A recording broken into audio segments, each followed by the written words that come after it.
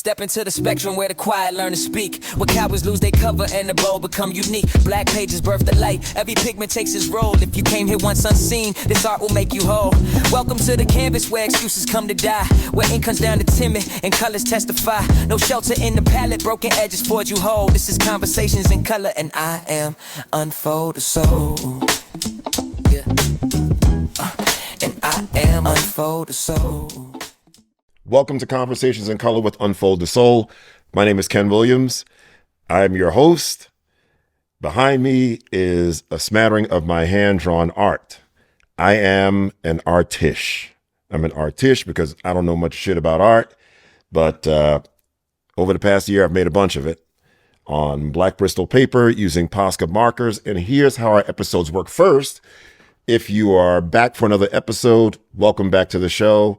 And if it's your first time visiting, we welcome you. Every episode works the same way. My art is the star, and that wall makes the call. I'm going to walk over. I'm going to pull a piece of art from the wall.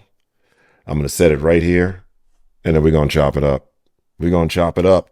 But before we begin, I'm not sure why I'm going to do this, but I'm going to do it.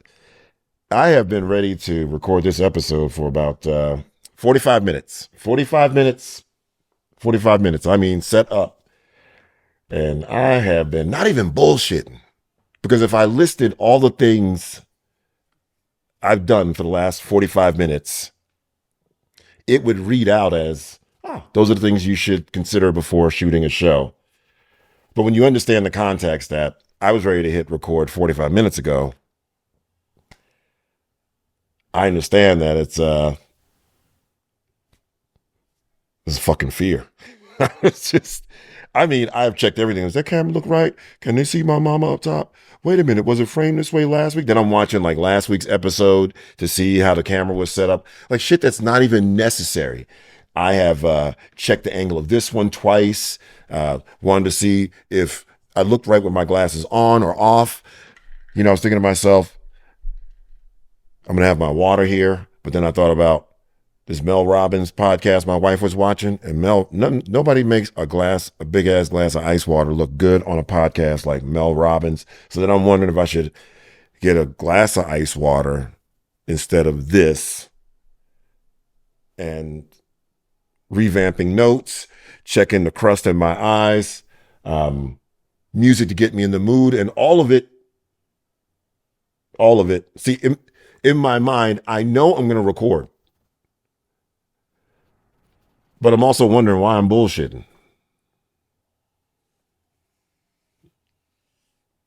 And so, if you've ever, see, I know this is my assignment. Some form of this is my assignment. Like, you know, you're supposed to do something, but you don't exactly know what you're doing while you're doing it, but you know you got to do it. I'm on your street. I understand that. And so here we are for another episode. I've got my notes. Let's go see what the wall has to say. Which conversation are we going to have this week?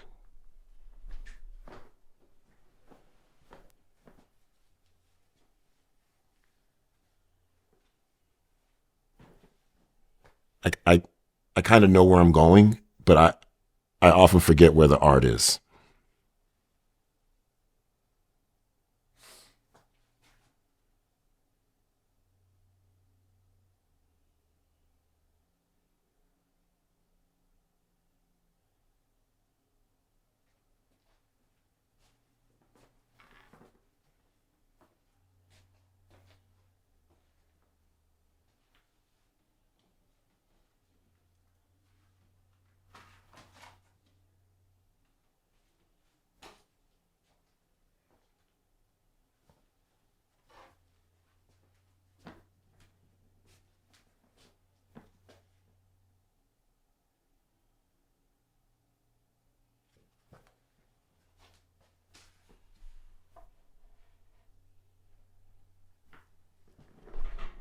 This piece is entitled My teacher beliefs. My teacher beliefs. I beliefs all your students are about to feel the impact of your strongest instruction. All them, from the ashy to the classy.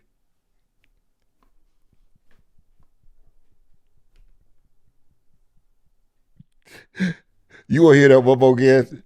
Okay, I'm going to give it to you. My teacher beliefs. I beliefs all of your students are about to feel the impact of your strongest instruction. All them, from the ashy to the classy. You will look at it. All of them. All of them. Now, that may be a shock to your system, but not so much to teachers. See, this is how I talk to teachers. This is how I coach teachers. Because while this concept is going to sound really foreign to our leaders who can do nothing but focus on demographics they cannot control, this is why a teacher got into teaching. This is why a teacher got into education. This is the pure. Not the bullshit that's going on now. This is the pure.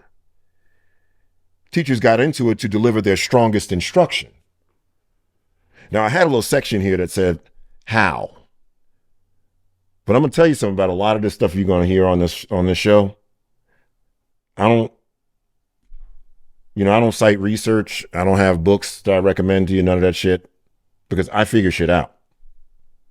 And I seek truth, the axiomatic truth. Truth so pure you can't fuck with it. And so if you are a viewer to this show, this show is less about training and more about aligning, because there's a natural order to things. There's a natural order to things. Teachers can't get enough of me because I talk about this shit. Because you know what this focuses on? Their expertise. Their expertise in the form of their strongest instruction. So I want you to check out my shirt. It's a piece of art. It's right there. One of my early pieces. Teacher expert is what I am. Now, this is not an affirmation. This is nothing I want teachers to say in the mirror every day, even though you got to be thinking this like a motherfucker. Because when you go into that building, the first thing your leader's going to ask you to do is remember where they from. They're going to sing their hymns. They're going to bring out their hymn books from the field. Remember where our kids are from and what they've been through. The only reason I'm going to have to give you steps to deliver your strongest instruction is because leaders insist on filling your heads with things that move you from expert to wet nurse. See, when I come and do PD in your district, I don't want to know about what's happening at your house, whose marriage is on the rocks, who woke up at the wrong house this morning, who's behind on their car payments. I don't need that shit. I don't want to do that math. I don't want to look at your shoes and draw conclusions about what you're going through. I don't want to see where the heel wearing down on the wrong side of that ankle and I got to make up stories. Now, don't make me do that math. You want me to come in and deliver my strongest instruction. I can't be an expert and a mission worker. I can't give you my expertise and nurse you at the same time. That's not what experts do. So when I have this design, teacher expert is what I am. Let me tell you what a lot of these principals and superintendents are going to do right now after they watch this video. They're going to do that cosmetic work. I'm going to call all my teachers teacher experts now. I'm going to call all my teacher experts. Now, you'll just start referring to teachers as teacher experts. Again, this whole, this idea that I'm going to make them feel like experts. You can't feel like an expert. You are an expert or you are not. That is nature. That is nature. But teachers, let me tell you, this is not an affirmation. This is a confirmation. You are already that. When you got your degree, When you improve in the areas of your content expertise, when you go to that math expert, every time I watch Peter Lil-Jadal, I'm better. When you do that, you become more and more of a content expert. You are already that. Let me ask you a question. So this is not an affirmation, this is a confirmation. There is no convincing, you just have to accept it. But you got to accept it in the face of your leaders constantly asking you to take your eyes off your expertise and put it on the ashiness and ailments perceived of families, which is none of their fucking business.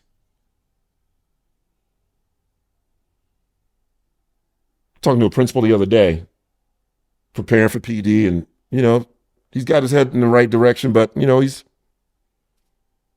still talks that system shit too. I used to do it as well.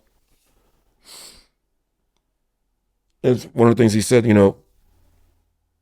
we're not doing well with our ELs, and we don't do well with our free and reduced lunch. I was thinking to myself, so I just pictured like 50 kids who all look different, like needing free and reduced lunch. And all of a sudden in that one statement, you made them all the same. You made them unsuccessful for all the same reasons. You made them one person. Teachers, your leaders don't even talk about kids as individuals. They're all categories, and it's all based on ailments. And none of that shit is your business. But here's what happens. I originally thought about like how to become a teacher expert. I was like, start at the standard and all that shit. But I realized that everything I do is based on nature, baby. It's based on nature. Teachers, listen. Have you ever arranged a small group? You've done your whole group lesson, and you're breaking out into small groups, and you orchestrate a couple of groups. Like you almost have a kid tutoring. You get Vishnar to go over how to reduce fractions in a small group. And in that small group, you got some kids that need to get caught up that way. And one of them might be Ashley. Yeah, of course. Have you ever had to pull Vishnar or Ashley or Deshaun or whoever's leading that group? You ever have to pull them aside and say, now, I know Hunter's Ashley, but don't let that have you ever had to do that? Have you ever had to, when you put a kid in charge of a group, like a kid, make the kid the expert, you ever have to pull that kid aside and say, I see you're holding back or dumbing it down? No. Because expertise is an activation. I ask your principals all the time, if I could guarantee you that every day you got to teach your strongest instruction, I mean, not guarantee, but if you knew that every day you're going to teach your strongest instruction, would you sign up for that? If that came from every one of your teachers, they're like, hell yeah. Well, here's how that's done. When the teacher is the expert, that happens naturally. When the teacher is here's what experts do. Any of you who've done any work, you're consulting on a side gig, you got your own business, here's what happens. You ever get called in to speak or train or conduct a facilitated workshop? When an expert delivers their strongest instruction and they want better results, you know what they do? First question always, what can I do differently? What am I going to try next? What am I going to change up? All the time. That's what experts do. That's what experts do. That's what that kid does. When you put those kids in that group and you make Ashley the head of that group and you know that she's the one who's going to teach the kids, how to go from metric to standard, you don't have to pull those kids aside and talk to them about, don't let their backgrounds get in the way. They poverty. Nor do you ever say to them, now, Vishnar, I know you in there with white trash Trevor, with all Asian ain't smart Andrew, and Deshaun, and Ashley Larry. You don't do that. You don't burden the kid you put in charge of a group to be the expert. You don't burden them with background, because experts don't get burdened with background. That is unnatural. That's not bad leadership. That is not leadership. that it's unnatural to burden an expert with background. I could never be effective knowing your credit score when I walk in there. I mean, I could because I know, but that's none of my business.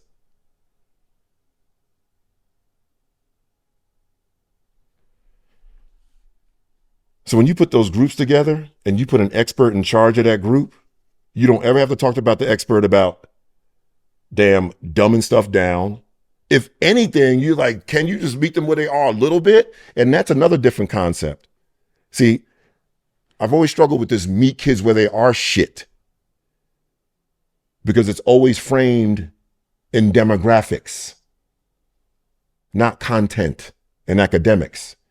See, when it's shrouded with demographics, when you meeting the free and reduced lunch kids where they are because they eat free and reduced lunch, that is not meeting kids where they are.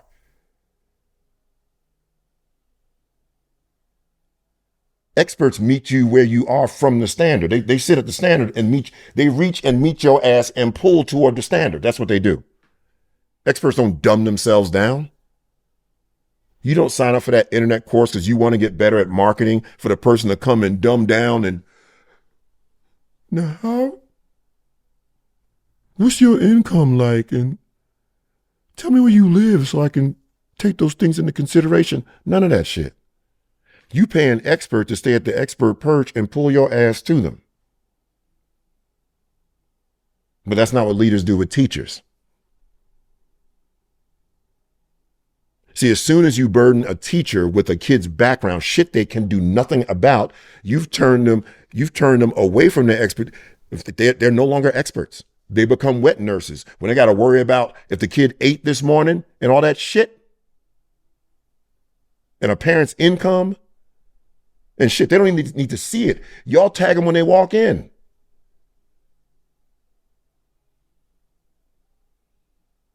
Your leader's sitting at the door just, oh, there's another one. There's the dirty one. Ashy Whitey.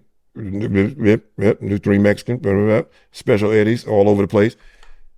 That's all they doing. There's not a business in America that evaluates itself on the fucking demographics.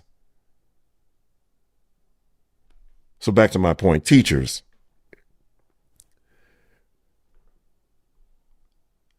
Being an expert is a natural activation. You can't feel like an expert. You either are or you aren't. And once you are, you know you're an expert because you're no longer thinking about demographics in terms of their learning.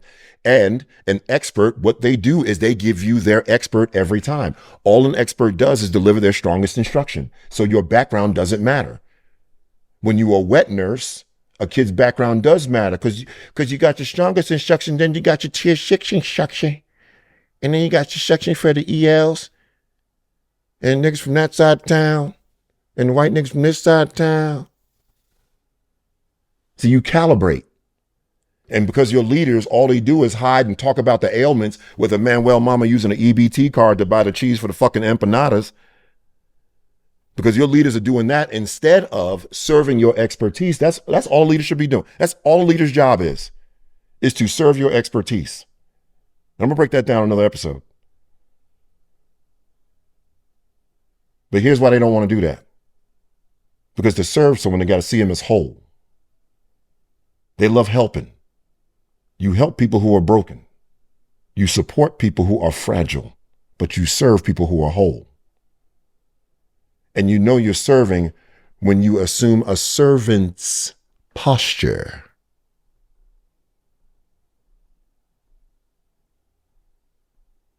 So you thought serving was just helping with some Febreze, nigga. No. Serving is when you are all about making sure the person you're serving, their day and their plan goes exactly as they planned it. Which means you can't walk in brandishing all your wares and how to help. You just got to make your ass available. And that's what I love doing with teachers. I got tired of trying to know all the answers. So I serve their expertise. Teachers, once you are an expert, when you're an expert, you always stand at the standard. You always stand at the standard. And then what you do is you engage different iterations on how to bring your learners to you. So when one example doesn't work when I'm doing PD, I try another one. Then I try this example. Then I try that. But I don't walk into PD with any knowledge of what side of town you live on or what your credit score is. You see, experts don't have to be reminded not to pity or be told to pity. This shit is teacher abuse. Nobody talks about it. Everybody's talking about fucking ashy ass kid, but I'd rather be a kid in the fucking system. Because all teachers are dumb. All teachers need fixing. And no teacher is an expert. Let me look at these notes. There's a natural order to things, man. You put a 3-year-old in charge of other 3-year-olds and they know why they're in charge, they know how to become an expert. They don't need to be taught how to be an expert. All you're taught as an expert is how to get better in your area of expertise, which teachers never get to do either. Because you're too busy trying to figure out how black kids learn math and how ELs learn. Because they all learn the same way. Isn't that crazy? I'm in Mexico 2-3 weeks ago, standing next to a guy from Sweden who also doesn't speak Spanish. And I thought to myself, holy shit, the school system would literally have us together in a group and treat us like our brains work the exact same way. It's crazy. There's a natural order to things. So leaders, teachers don't have to be taught how to be experts. All you got to do is grant them access to their expertise. Loosen up that straitjacket you got them in. Stop talking about capacity and that bullshit. They arrive with capacity. It's in their DNA. Serve their expertise instead of trying to fix them. You are not the instructional leader. Oh my God. You lead, you serve instructional leaders. So teachers, despite what your leaders are going to ask you to focus on, your job is to focus on your expertise and deliver your strongest instruction. Period. And the only way to do that is to be the expert, not to look at kids and believe in them. What kind of shit is that? You supposed to believe in people you do not know? That is fantasy world. And what your leaders, unfortunately, get to do when you do that is they get to hide behind kid ailments they can't do shit about. And then they're like, I'm about kids, when they should be about serving your expertise. See, teacher, your strongest instruction on day 1, your strongest instruction on day 60 should look different than your strongest instruction on day 1. Because your principal is supposed to be engaging you on how you want to get better at teaching 4th grade mathematics. And your principal is supposed to have a blueprint from you about the specifics, the conditions you need, the trainings you want to attend, the resources you need to be your best bad bitch self. Teaching 4th grade mathematics. Not teaching trauma-informed.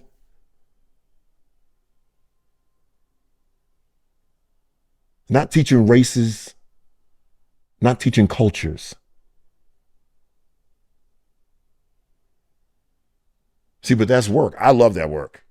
I just walk around with a pad. What you need? What you need? I can't do shit about their kids, but I can make you better, baby. I can't do shit about their mama, but I can make you better, baby. What you need? What you need?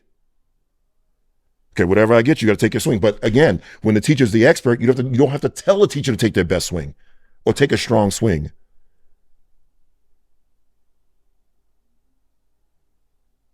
And that's because a school like that is not known for how many mastering the Mexican learner.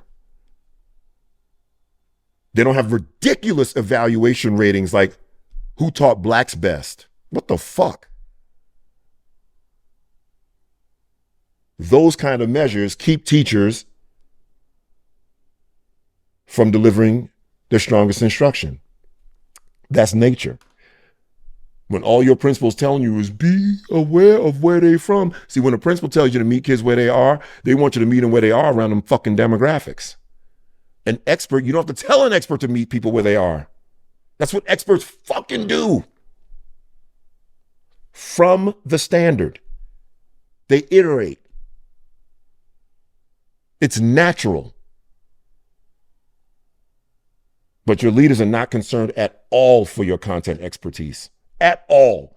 Because I'm going to tell you, I get a room full of them. If I say teacher expertise, all the motherfuckers go ashen.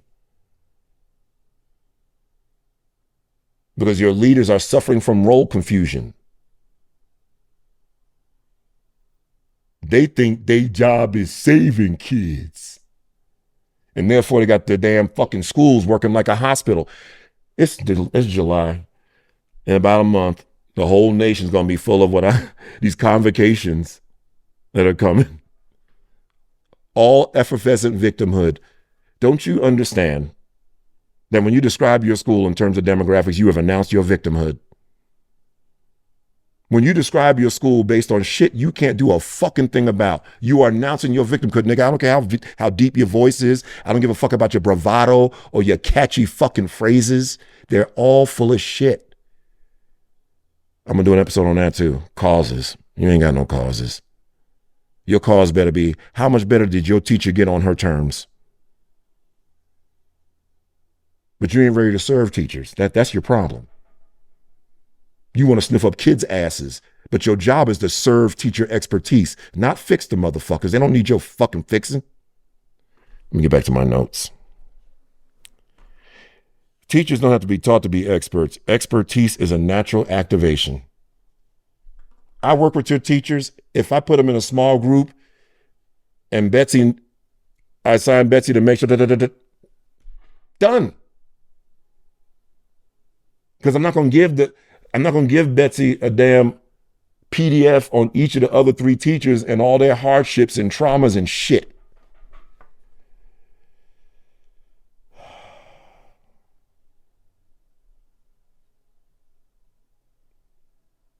So your job is not to remember where kids been or what they going through.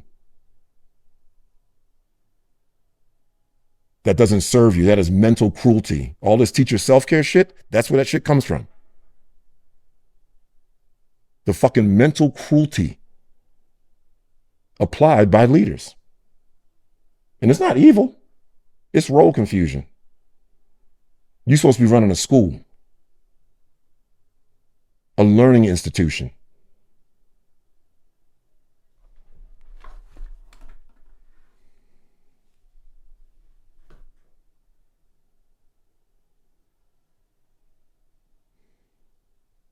If you're running a martial arts school and you had 25 people who taught martial arts, what would you want your martial arts school to be known for? The backgrounds of the students who fucking attend, or your martial artists? I'm guessing you said martial artists, which means your work as the principal of the martial arts school is to make your martial artists better on their terms. Your martial arts experts. You're not teaching them how to be martial arts teachers. They're already experts. Your job is to set the conditions so that they get better in their area of expertise. But you think hollering real loud about kids and shit and what they've been through, we teach our kids resilience and you don't teach kids shit. I need to teach you to get the fuck out their yard and get back over to the school and serve your fucking teachers, nigga.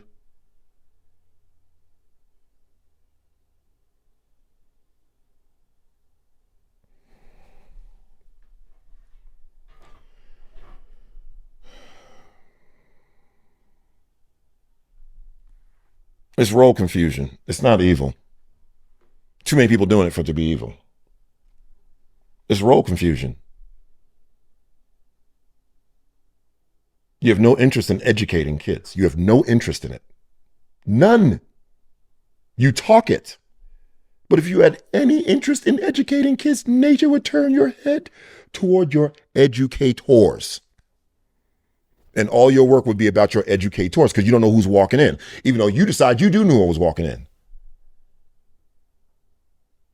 34% black just means something. I mean, that makes all those kids in that group, it's insane.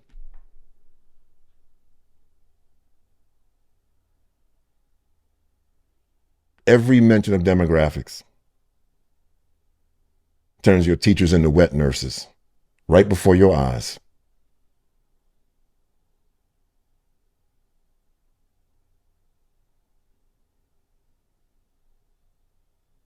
And you are cool with letting your school's reputation be based on the backgrounds of kids. You have no fucking control, no say. That's why you look so good wearing them suits with no fucking deodorant.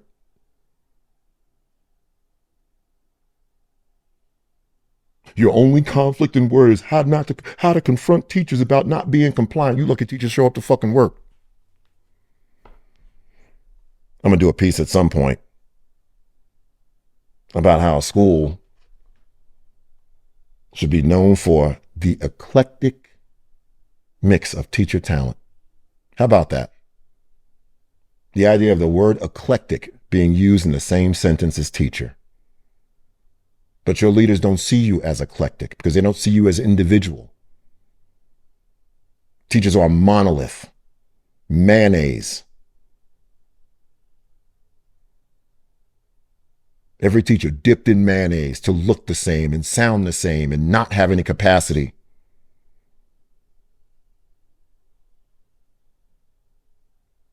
All teachers dipped in mayonnaise so that they look like they need to be fixed.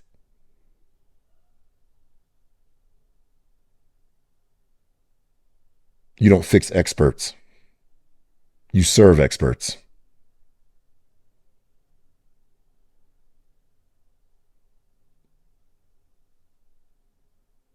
And so I'm going to keep talking this shit because I represent the two biggest subgroups in public schools, teachers and taxpayers, motherfucker.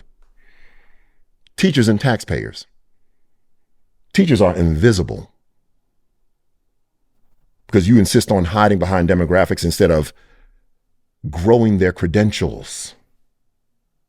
And as a taxpayer, I'm tired of hearing about Jose, motherfucker. That nigga is not on my taxes. I'm tired of hearing about their house situation. I'm tired of hearing about white trash Trevor. I want to hear about my fucking teachers. I want to hear about their gains. I want to hear about what they get to do. I don't want to see no fucking percentages next to cultures and races and categories.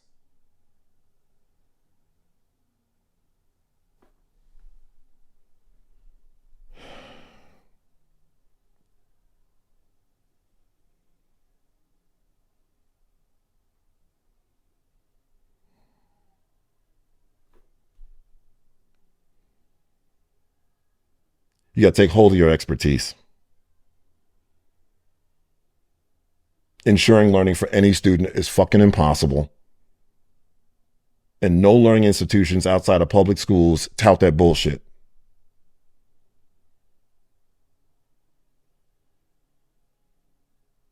I'm going to bring back a piece that we glanced at in another episode.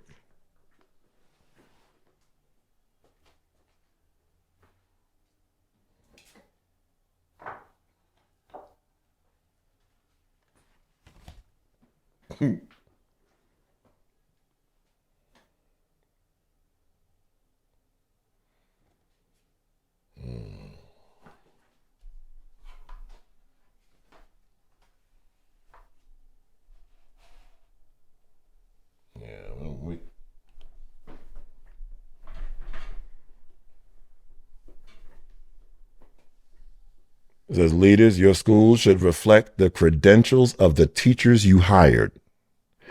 You see, teachers are, just like all that, what you hired them for just disappears. Not the circumstances of the families you hide behind.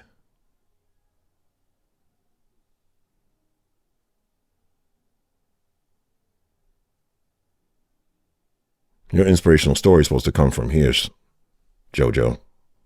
your teachers, and what credentials they got, and what impact it had.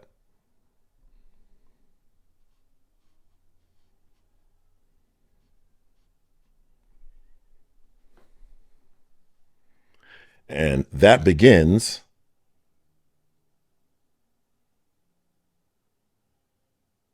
by accepting your teachers as experts, not treating them like experts. They are experts. Get the fuck out of the way.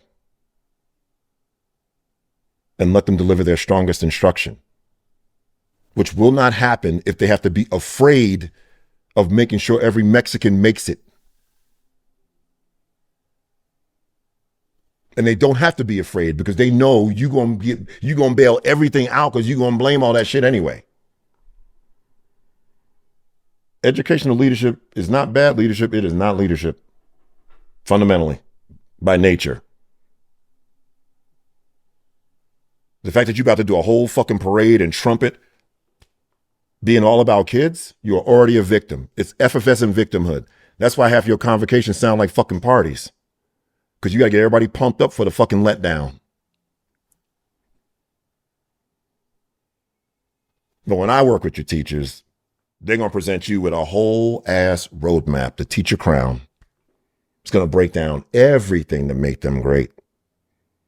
It's going to have audacious reputation goals they want to achieve. And then that becomes your work. And if you're at the end of yourself, one of my mentees put it, if you are at the end of yourself, or you working hard, but you know it should be different. Talked to several principals this past week, just like the right mindset. Our Indio High School, yep. Monica Rodriguez. All the right thinking. Just some ain't right. Something ain't right. It's that role confusion. I can help you. I can help you. I don't know how to meander. And I can't guarantee you anything, but I know everything. I know this shit. I think I got everything. Remember where they're from. They singing hymns. Stand on the standard. Pull them to you. But again, the minute, the second you're the expert, that's what happens. See, the reason why experts, and I'm wrapping up. I said that like somebody said to me, wrap up. The reason why experts, when they deliver their strongest content instruction and something goes left, their immediate response is, what am I going to do differently? What am I going to try differently? I did this and I expected it to land that way and it didn't. The reason they do that is because they're the expert. The reason you don't do that as teachers is because your leaders have stripped you of your expertise by introducing things you can't control. See, you're not an expert because when shit goes left, your first thought is not, what can I try differently? That should be your first, second, third, fourth, and fifth thought. But typically your first thought is, well, I got the poor kids, well, I got these kids, well, I got these niggas from over here, and I got these motherfuckers, and I got the ELs, and I got the deaf, and I got the poor, and our demographics changing, and the Haitians have come in, and we got poor whites, and the trailer park, and the trauma informed, and all that shit. What'd that sound like? That sound like a wet nurse ward. That don't sound like school.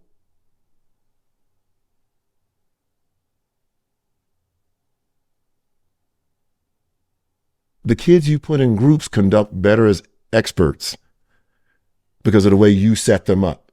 Teachers, think of yourself as a leader. When you put a kid in a group and you tell Paul he's in charge of that group and then Paul's the expert and you let Paul do his thing, you are a school principal. And you're asking Paul to deliver his strongest instruction. And Paul's going to do that because you're not going to burden Paul with who ate what this morning and who does it with government cheese. You're not going to do that. You're not going to ask Paul to now consider where they're from and know they've been through a lot. You don't do that. So when you watch Paul work, that's what you're supposed to be doing. It's not uncaring. The thing you're supposed to care about is your craft. Love me with your love of the craft. That's what you signed up for. So the reason your default mechanism isn't, oh, let me try something different, is because your leaders measure factors that cannot be controlled, and it scares you into protecting yourself. Like, as long as you don't give your strongest instruction, being Mexican, poor, black, EL, whatever is on the table. But when a school's reputation is based on the eclectic mix of talent in the building, the expert wouldn't think of anything else but to try something different. But your leaders distract you from that by introducing factors you cannot control, and then telling you you're not enough, and then telling you you don't have capacity, and training you. Why do you think you get trained the way you do? You don't ever get trained. It's rare. Whole training should be rare. That should be 10% of your shit. And the other 90% should be self-directed. The stuff you as an individual talent need. But you're not treated that way. You're not treated that way. I think I hit it all. I can't believe it. Stand on that standard, despite what leaders tell you. All leaders want to do is hide behind the easy shit. See, the work they get paid for is to take a servant's posture and make sure you grow your credentials aggressively, all the while testing the impact of your improved expertise on the students who show up. It's supposed to be building a school known for what teachers get to do. But instead, they've taken the route to grow a school known only for what teachers deal with.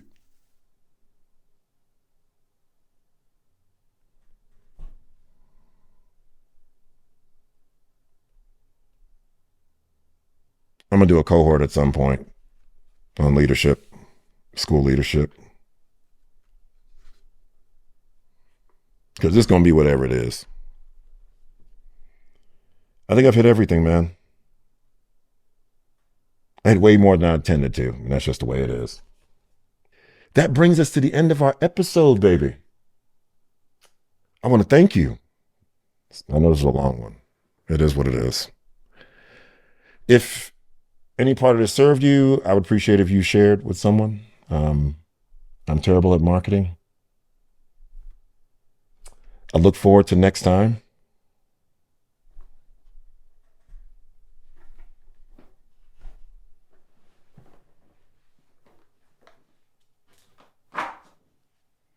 Teachers, there is nothing in the system preventing you to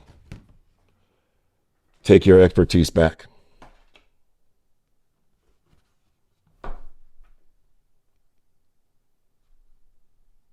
The results we're trying to measure aren't real.